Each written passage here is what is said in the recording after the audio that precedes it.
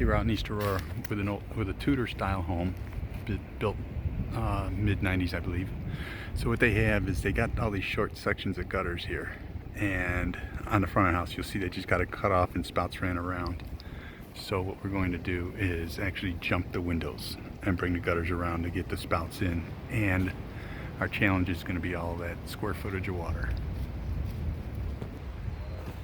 Okay, we're here in front, so you can see the menagerie, the way the downspouts, they've got the front, which is filled up with debris, delivering down in the spout underneath here.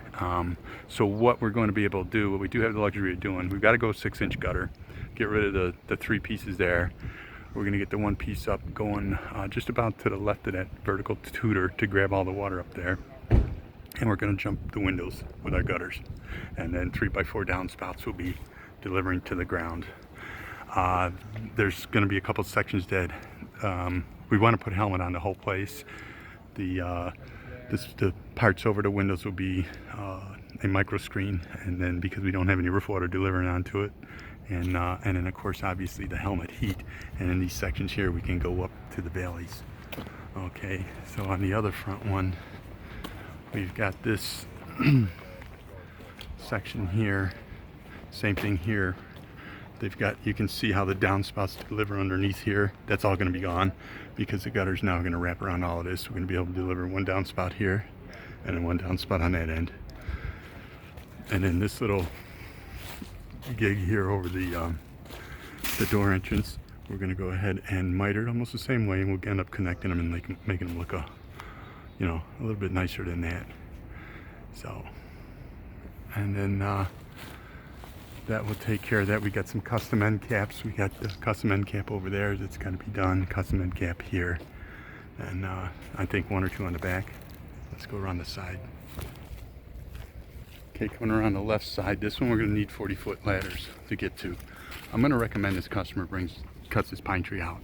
This thing is going to cause them more damage and more problems than, and it's gotten to that point to where it's sadly those roots actually fan out, and they're starting to tear apart on this wall.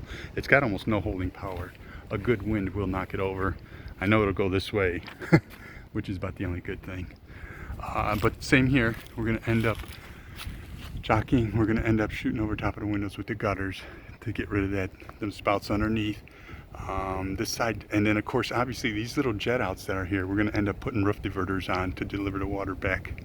It'd be nice to actually put a gutter up there on each of those. Those could be the simple 5-inch gutter just to deliver the water directly into the lower gutter. Might be worth looking into. So like I said, we went, I don't know if somebody was calling in, so we're going to end up putting either diverters or small 5-inch gutters on those little wings that stick out, and do that. So we're definitely going to need the 40-footer here, and we got a back section that we'll go right back around the back again. Okay, this section is where the customer has videos or pictures of the water coming in and the ice coming in up against the soffit and being a real problem here. This, looking at it, yeah, this Tudor's all got to be replaced through here. And then in the options of it, we're going to look at giving the option to cap and seal all of the Tudor boards too with aluminum, and make it basically maintenance free. But yeah, this whole inside corner is going to have to be taken apart right in through here. That looks like that's punked out behind it, and you got to make sure that is not coming in anymore.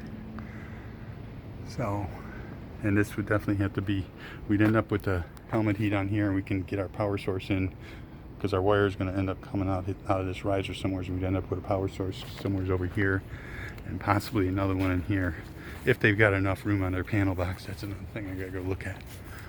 So,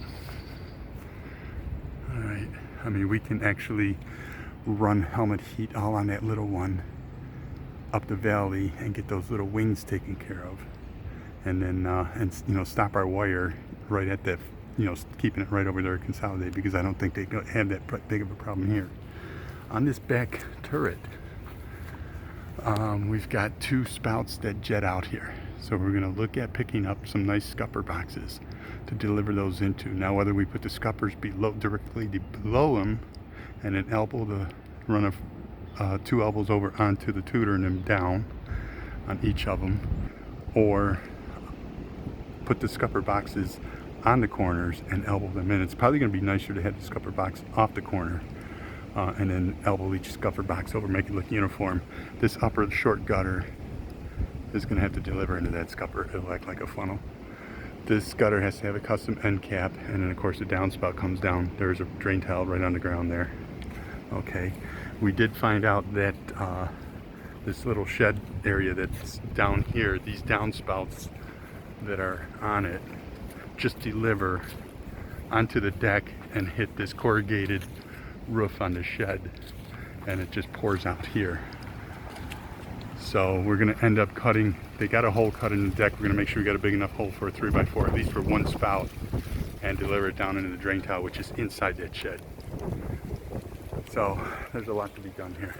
But you can see this little wing has got a short gutter on it.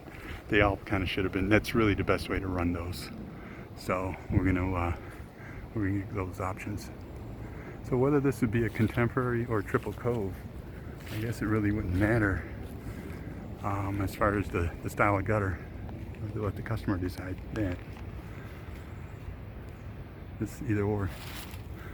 So we do have some siding work we're gonna have to look at, and then but the priority is gonna be the helmet, or the gutters and the helmet with the protection. That pine tree's got to be looked at. This one needs to be trimmed back. This one should be trimmed back at least 5 feet away from this deck and that roof edge. Pine trees are nice, but man, they do make a mess, and their root pattern is weak. This one might blow up against the house when it goes, but it's not. Give that another 5 years, that's going to be, that'll grow another 30 feet easy. I know, because I've had them at my house. So let's go see what the panel boxes look like. Well, we got the outside meters here, so I gotta see what we got here. Is this panel box in here? Awesome. Awesome. Okay, here's inside the garage. So this is a sub feed type thing. Okay. I think we can jump off of here and put ourselves a sub panel in here to grab all of this front. This will be the simplest one. There's Let me, that window is on the outside. So the panel box is right here. So the deck, the one upper deck is right over here. So the panel box is here. That's not far from that is that big bit, the tough area. Actually, that area that's leaking the water real bad, that's over there or up here. The one that you showed me the picture of with the siding. So anyways, I'm gonna have the customer, when they get the chance, just open up that door and snap me a picture when they get their stuff moved of the panel box, and then that'll let us know if we got room. No, actually, no, the worst of it to the deck. Okay, so it is this. So okay, yep, right here's where we gotta get one of our power sources here for that bad spot. Okay.